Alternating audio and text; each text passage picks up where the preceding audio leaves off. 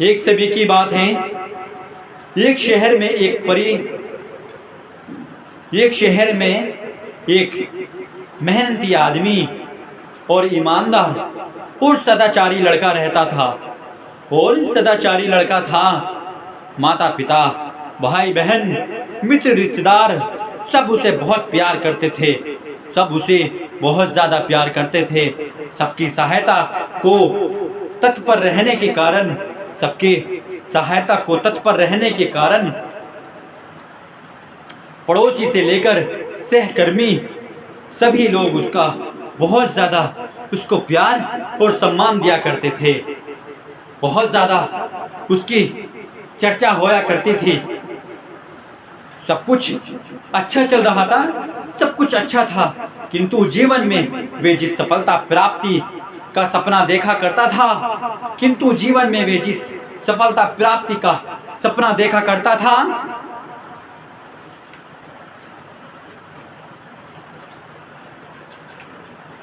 वे उससे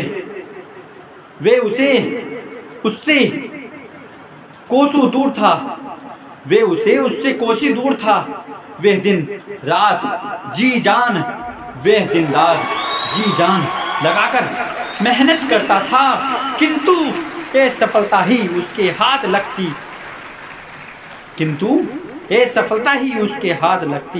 उसका पूरा जीवन ऐसे ही निकल गया। अंत में जीवन चक्र से निकलकर वह काल चक्र में समा गया। वह मर चुका था, क्योंकि उसने जीवन में सुकर्म किए थे, इसलिए उसे स्वर्ग की प्राप्ति हुई। उसने अपने जीवन में अच्छे काम किए थे, इसी कारण उसे स्वर्ग प्राप्त हुई। देवदूत उसे लेकर स्वर्ग पहुंचे। स्वर्ग लोक का अलौकिक सौंदर्य देख वे मंत्रमुग्ध हो गया और देवदूत से बोला, ये कौन सा स्थान है? देवदूत से बोला, ये कौन सा स्थान है? उसने कहा, ये स्वर्ग लोक है। तुम्हारे अच्छे कर्मों के कारण तुम्हें स्वर्ग में स्थान प्राप्त हुआ है। अब से तुम यहीं रहोगे। देवदूत ने उत्तर दिया। ये सुनकर लड़का खुश हो गया। देवदूत ने उसे वे घर दिखाया जिसमें हर चीज उसके रहने की व्यवस्था की गई थी। वे एक आलीशान घर था, उसमें हर जीवन जीने की अच्छी से अच्छी फैसिलिटी भी दी गई थी। और उसने अपने जीवन में कभी ऐसा घर नहीं देखा था, न ही कभी उसने उसके बारे में ऐसा सुना था। जब वे उस कमरे के अंदर पहुंचा तो लड़का ये देखकर दंग रह गया कि वे बहुत सारी वस्तुएं के छोटे छोटे प्रतिरूप रखे हुए थे। उस कमरे के अंदर छोटे छोटे एक से एक अच्छे से अच्छे आइटम रखे हुए थे। ये वही वस्तुएं थी जिन्हें वे पाने के लिए आजीवन मेहनत की थी। उसने अपनी पूरी जिंदगी मेहनत की, लेकिन हासिल नहीं कर पाया था। आलीशान घर, उच्च अधिकारी का पद, उसे ऐसी ही बहुत सी चीजें जो उसके सपनों में ही रह गई थी, उसे वहां पर वे प्राप्त हो गई थी। वे दुनिया में कड़ी मेहनत करता था। इतनी मेहनत लगन से करने के बावजूद भी उसने लेकिन हार नहीं मानी थी। वे निरंतर मेहनत अपने अच्छी ईमानदारी की वजह से अपने जीते जी कभी भी उसने अपने ईमानदारी पर शक न होने दिया और अपनी मेहनत और लगन से अपना जीवन व्यतीत करने लगा था। और इसी के चलते समय उसकी मृत्यु हो जाती है, जिस कारण से उसे अपने अच्छे कर्मों का फल पाने के लिए उसे स्वर्गवास, स्वर्ग में उसको जगह मिल जाती है, स्वर्गवास हो जाता है, स्वर्ग में जगह उसे मिल जाती है। तब जो वो दुनिया में नहीं कर पाया था, दुनिया में उसे वे चीजें नहीं मिल पाई थी, वे उसे ऊपर जाकर स्वर्ग में मिल जाती है, स्वर्ग में मिल जाती है। लड़के को अपने जीवन काल में की गई गलती समझ आ गई थी, किंतु जो कुछ भी उससे दुनिया में गलती हुई हो, किंतु मृत्यु के पश्चात अब वे कुछ नहीं कर सकता था, किंतु मृत्यु हो जाने के बाद अब वे कुछ नहीं कर सकता था। इसी कारण से तुमने अंत समय तक हार ना मानी होती तो उसे अपने जीवन में प्राप्त कर चुके होते। अगर तुम जब दुनिया में थे, जब उस समय हार ना मानते, अपना काम निरंतर करते रहते, तो शायद जीवन में वो चीजें तुम्हें प्राप्त हो सकती थी, वो जीवन में वे चीजें तुम्हें प्राप्त हो सकती थी।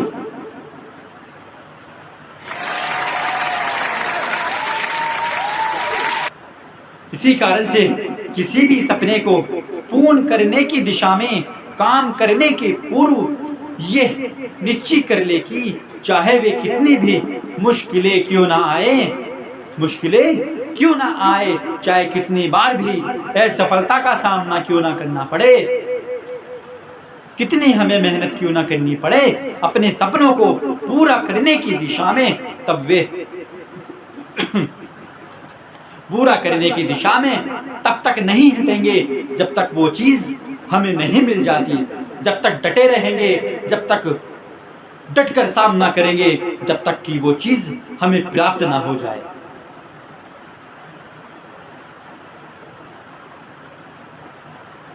अन्यथा समय निकल जाने के बाद ये मलाल रह जाएगा कि काश मैंने थोड़ा और मेहनत कर ली होती, काश थोड़ा और मैं प्रयास कर लिया होता, तो मुझे अपने सपने जो है वो अधूरे ना रहते।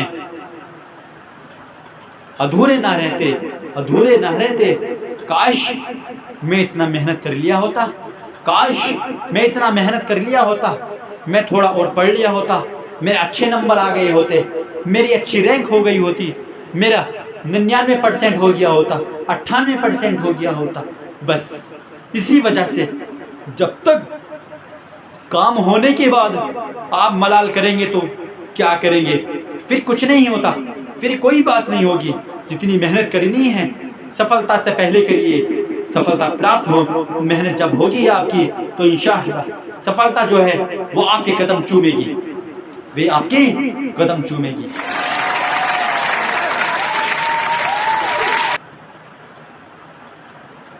अपने सपनों को अधूरा मत रहने दीजिए, अपने सपने को अधूरा मत रहने दीजिए।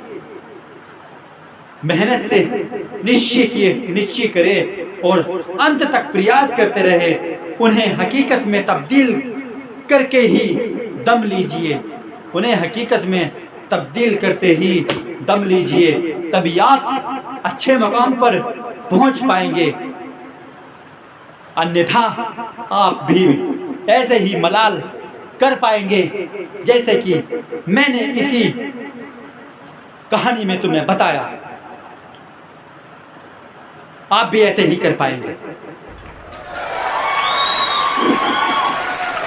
आप अपना सपना प्राप्त के लिए सदा अपना समय और धैर्य रखिए, क्योंकि अपना समय कभी खराब ना जाने दे, अपना समय कभी खराब ना जाने दे और कठिन समय में धैर्य का दामन ना छोड़े।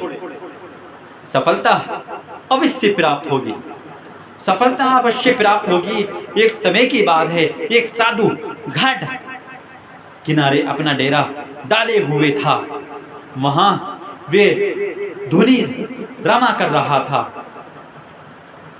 दिन भर बैठा रहता और बीच बीच में ऊंची आवाज में चिल्लाता, जो चाहें कि सो पाओगे, और चिल्लाता रहता कि जो चाहोगे सो पाओगे, सो पाओगे।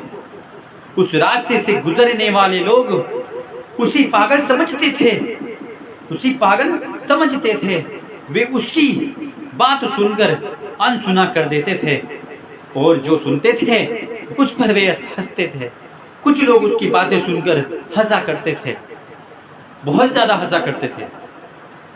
एक दिन एक बेरोजगार युवक उस रास्ते से गुजर रहा था। साधु की चिल्लाने की आवाज उसके कानों में भी पड़ी, साधु के चिल्लाने की आवाज उसके कानों में भी पड़ी, जो चाहोगे सो पाओगे। उस व्यक्ति ने ये कहते हुए उससे सुना, उस साधु से सुना। ये बात सुनकर, ये वाक्य सुनकर वे युवक साधु के पास आ गया और उसने पूछा, बाबा आप बहुत देर से ये बात बोले जा रहे हो, ये बात कहे जा रहे हो कि जो चाहोगे सो पाओगे, जो चाहोगे सो पाओगे। चिल्ला रहे हो ये बात कह के क्या आप सच में मुझे वो दे सकते हैं जो मैं पाना चाहता हूँ, जो मैं पाना चाहता हूँ? वो दे सकते हैं आप, वो दे सकते हैं? साधु बोला, हाँ बेटा, लेकिन पहले तुम मुझे ये बताओ कि तुम पाना क्या चाहते हो, कि तुम क्या पाना चाहते हो? साधु बोला, हाँ बेटा, लेकिन तुम मुझे ये बताओ कि तुम पाना क्या चाहते हो, तुम क्या चाहते हो? बाबा, बाबा, मैं चाहता हूं कि एक दिन मैं हीरे का बहुत बड़ा व्यापारी बनूं, एक दिन मैं हीरे का बहुत बड़ा व्यापारी बनूं। क्या आप मेरी इच्छा पूरी कर सकते हो? क्या आप मेरी इच्छा पूरी कर सकते हो? युवक बोला।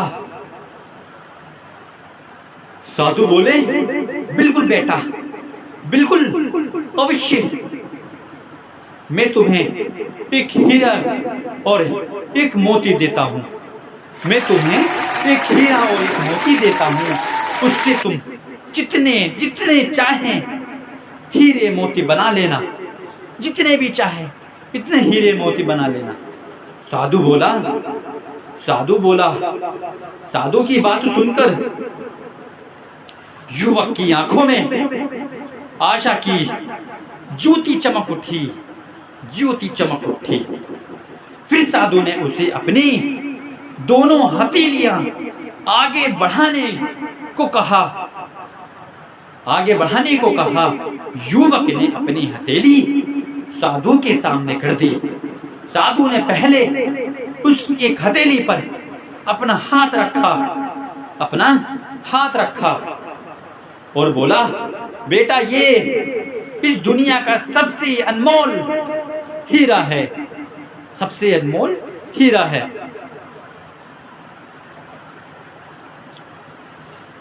इसे समय कहते हैं, इसे समय कहते हैं। इसे जोर से अपनी मुट्ठी में जकड़ लो आप, इसे जोर से अपनी मुट्ठी में जकड़ लो। इसके द्वारा तुम जितने जितने चाहो उतने हीरे बना सकते हो। इसे कभी अपने हाथों से, इसे कभी अपने हाथों से निकलने न देना, निकलने न देना। फिर साधु ने अपना दूसरा हाथ युवक की दूसरी हथेली पर रखकर कहा, बेटा, बेटा, ये दुनिया का सबसे कीमती मोती है, ये दुनिया का सबसे कीमती मोती है। इसे धैर्य कहते हैं, इसे धैर्य कहते हैं।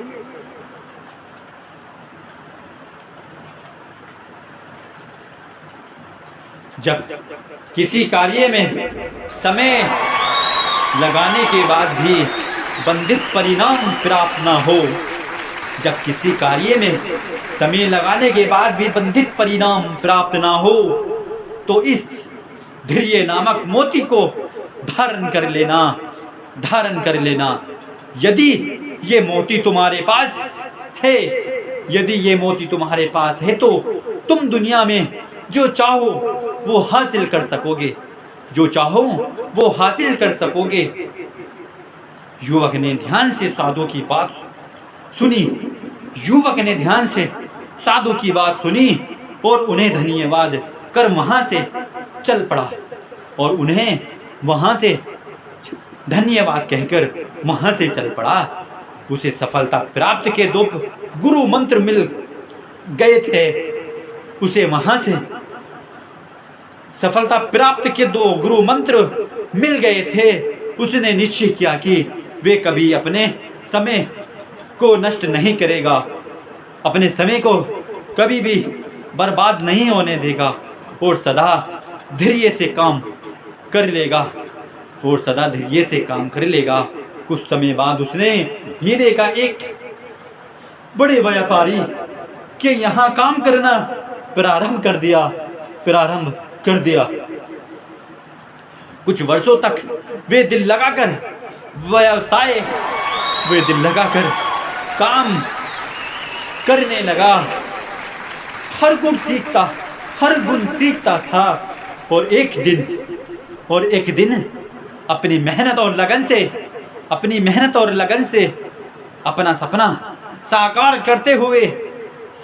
करते हुए हीरे का बहुत बड़ा व्यापारी बना, जिसकी उसने अपनी मेहनत और अपनी लगन को अपने दिल में रखकर मेहनत करना शुरू किया था।